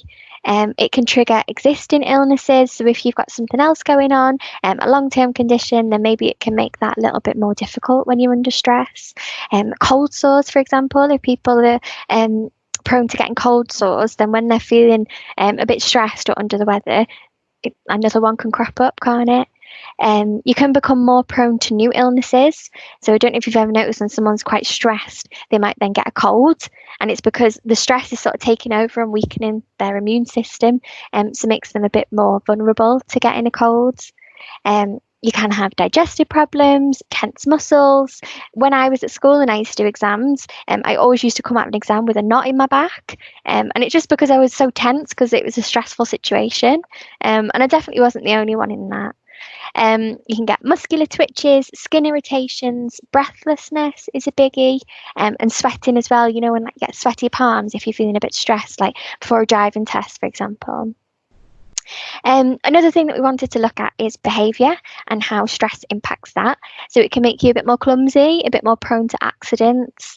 You can have a loss of or an increase in appetite. You can find that you're doing too much, or like I said, the opposite, you can avoid things and escape.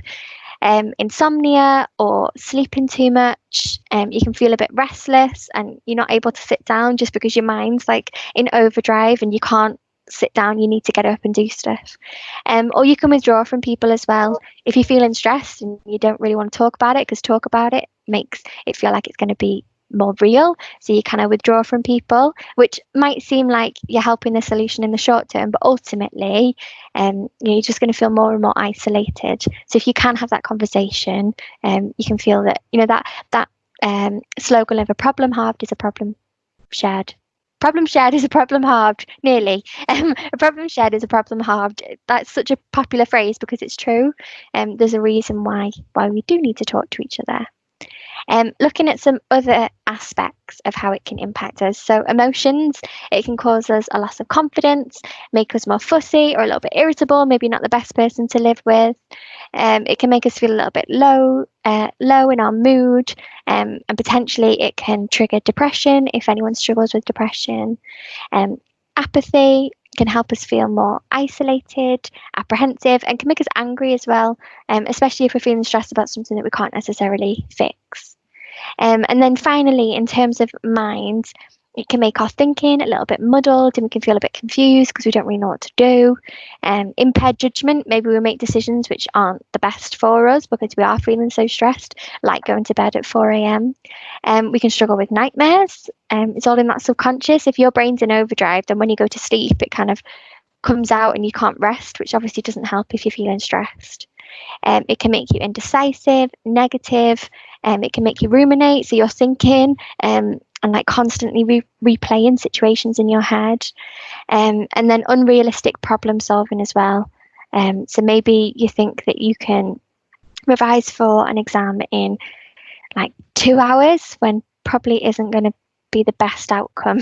If you do that, I wouldn't think. So hopefully that's given you a little bit of an idea, and let us know in chat if there's any other ways that you think stress impacts you.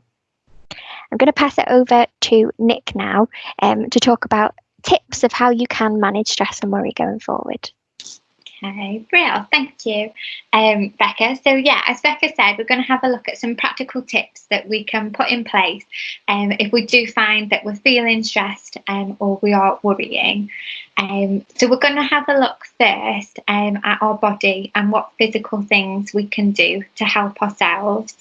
Lots and lots of research out there that shows the benefits of physical exercise and how that helps our overall well-being and our mind. So that doesn't have to be, going to the gym for an hour a day or going out for a long run. It doesn't have to be anything too intense. It can just be something simple as moving your body more than what you did yesterday. So whether that's going out for a walk with family if you can, or people that you live with at the moment, or even just putting on your favourite music and having a dance around your room, and get your family who you live with involved with that as well.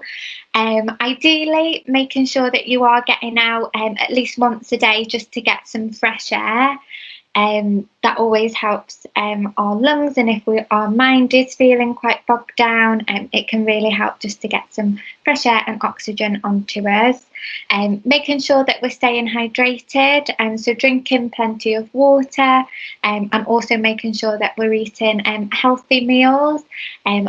There's no harm if we are feeling a bit down than, having our favourite food, whether it's eating a whole pizza to ourselves or a chocolate bar every now and again, but also making sure that we're eating our vegetables and fruit and the food that makes us feel good as well. It can also really help us if we are struggling to maintain a routine, or if we found that because we have so much going on, we don't sort of have a routine, especially at the moment where things are a bit different for everyone.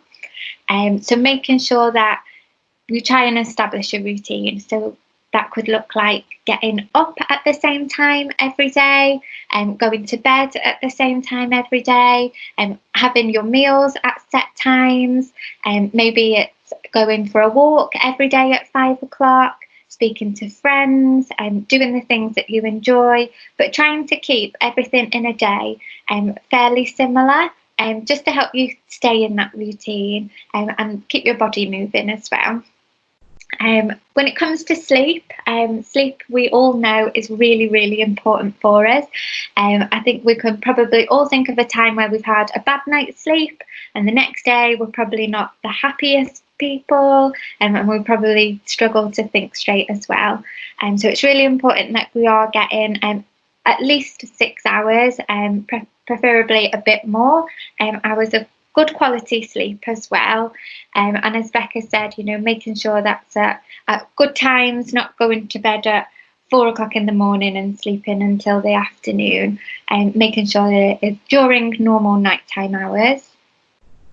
Something we also want to touch on is breathing techniques. So this can really help us if we do find that our mind is running away with us, and we've got quite a lot going on at the moment and we're feeling quite stressed. And by just taking the time out every day just to practice some breathing techniques can help us just to bring ourselves back to the moment, refocus, and hopefully see the picture a bit more clearer. And there are lots of different ways that we can practice breathing techniques. So whether it's just taking a deep breath in, holding that for a couple of minutes, and then letting it out slowly, or there are lots of apps that you can choose, or you can do a Google, a YouTube search for a breathing techniques video that will take you through, and you can follow that as well. But if you do find that you are struggling with worry and stress, just practicing that every day can be really beneficial for us as well. Okay, so having a look at our mind. So as we've just said, practicing breathing techniques. Again, that will really help with our mind as well. So you may or may not have heard of mindfulness meditation. But again, there's lots of apps, or you can have a look on YouTube. Again, there are lots of free videos that you can access that will take you through mindfulness meditation. And the concept is really just being aware of your breathing and your surroundings and bringing you back to the moment. Again, we've got some light exercise on there that you can do. So yoga, Pilates, really good for our mind as well as our body. Some other things that you can try if you do find that you have got a lot going on at the moment that you're struggling with, is keeping a positivity journal, just to keep everything in perspective, and having this either written down in a notebook or on your mobile phone, somewhere that you can easily access if you find that your thoughts are running away with you. Something you can quickly look at and see all the things that you feel positive for. And it can be as simple as building it into your routine. So maybe every night before you go to bed or every morning when you wake up, just write down 3 things that you feel positive for that week, that day, and then it's something that you can refer back to as well. You may also find it helpful, if you do find that there's lots going on, is to actually make a plan or a physical list of everything that you might be worrying about or feeling stressed with. Having that physically written down just helps to take it out of your mind, and you'll find that you don't need to worry as much about it because you've got it all written there in your notebook. You can then have a look at what things you need to prioritise, or what things that you might need to ask a friend or a family member to help with, and just put things in perspective for you. And again, it's a really good thing to refer back to if you do find that your thoughts are running away with you again. Another thing really easy to do is just to either remind yourself or reward yourself when good things happen. It can be quite difficult if we are feeling stressed or worried about a lot of things, to overlook those good things.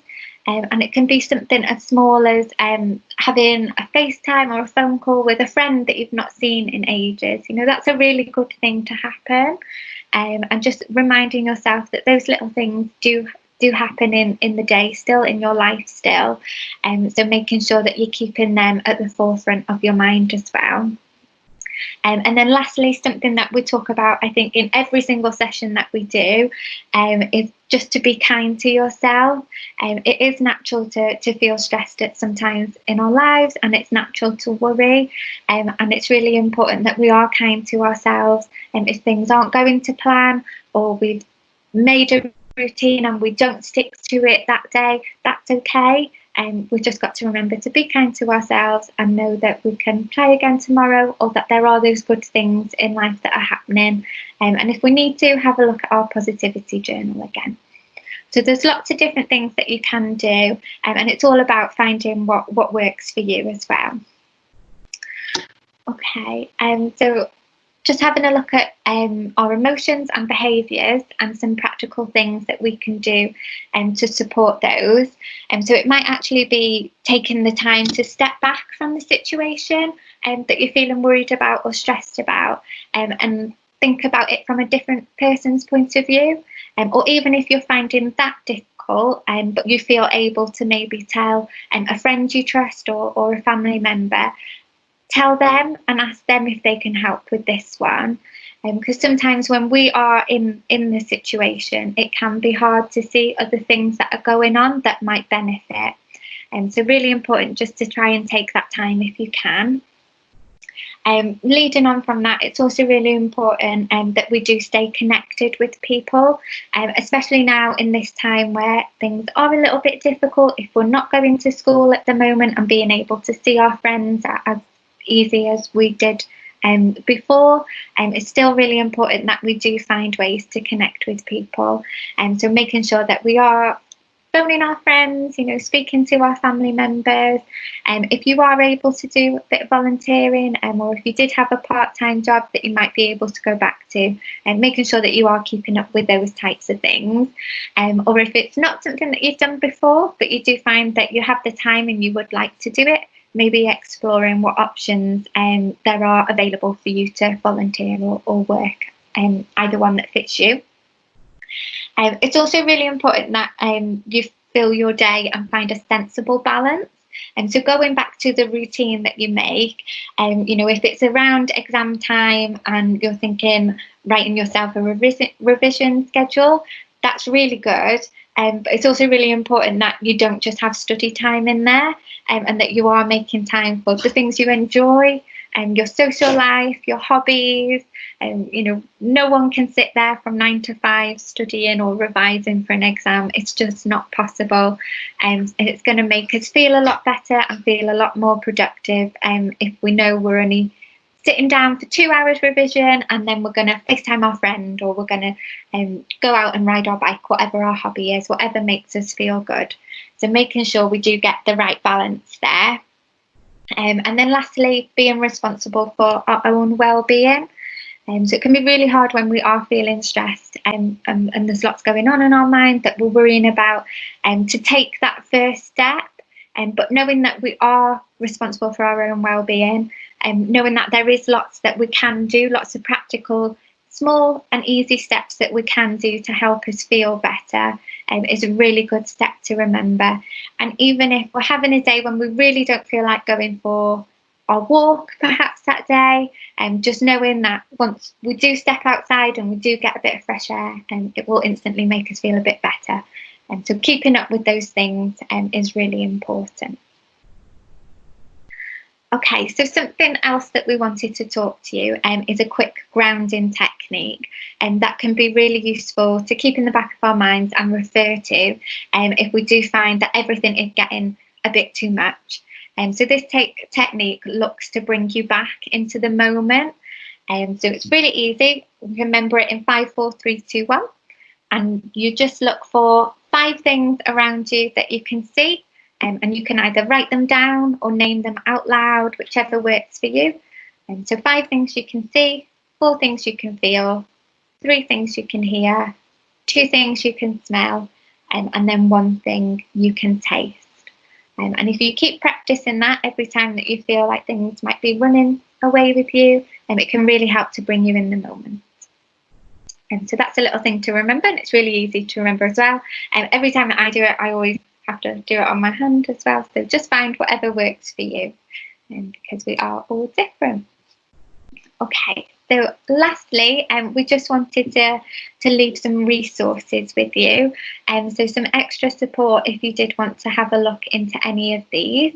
So the NHS website that we've linked here has lots of self-help workbooks and things that you can do. So lots more practical tips. So definitely have a look at that one.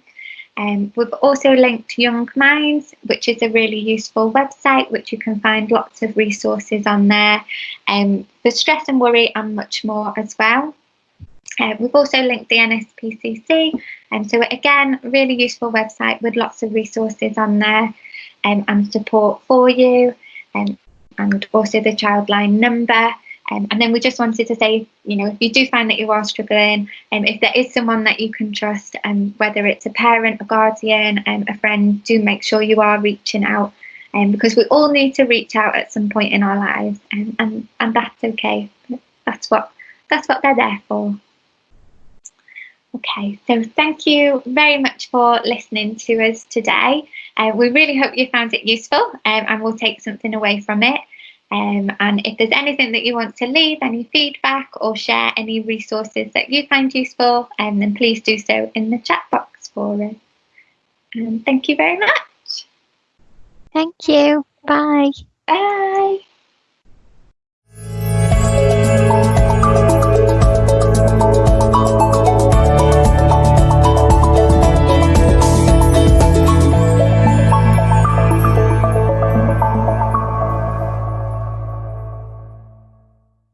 We hope you enjoyed the first session of the Wellbeing programme. Once again, if you're in years 9, 10 and 11, if you haven't filled out a pre-evaluation form, please scroll down right to the bottom of the page and click on the link to the pre-evaluation form. It really helps our funders to see the impact of the work we do and helps us to work with you more. Well done to everyone who interacted with us on the live chat. Hopefully you'll have got something out of today. Tune in next week to find out more about the benefits of physical exercise and be prepared to move.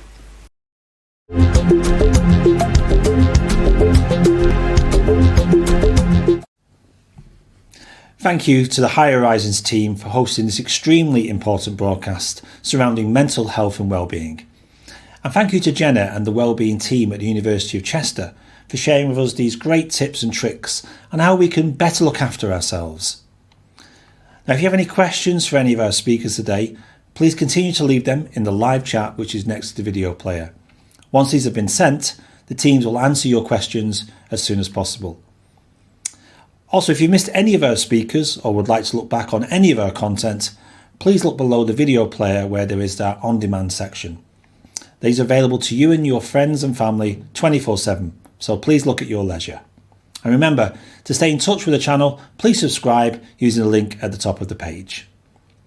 That's all from us today. We will see you next Monday at 1:30 for more wellbeing advice from High Horizons. In the meantime, please stay safe and stay connected.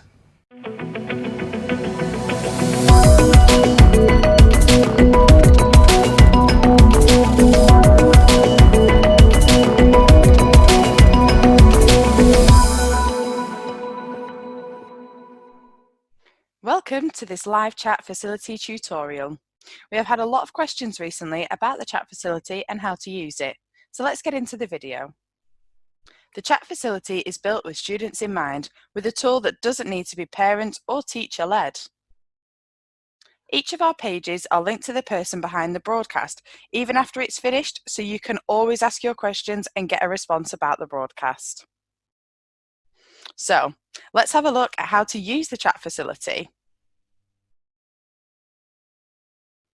To use the chat facility, the first thing to do is to type your comment or question into the chat box.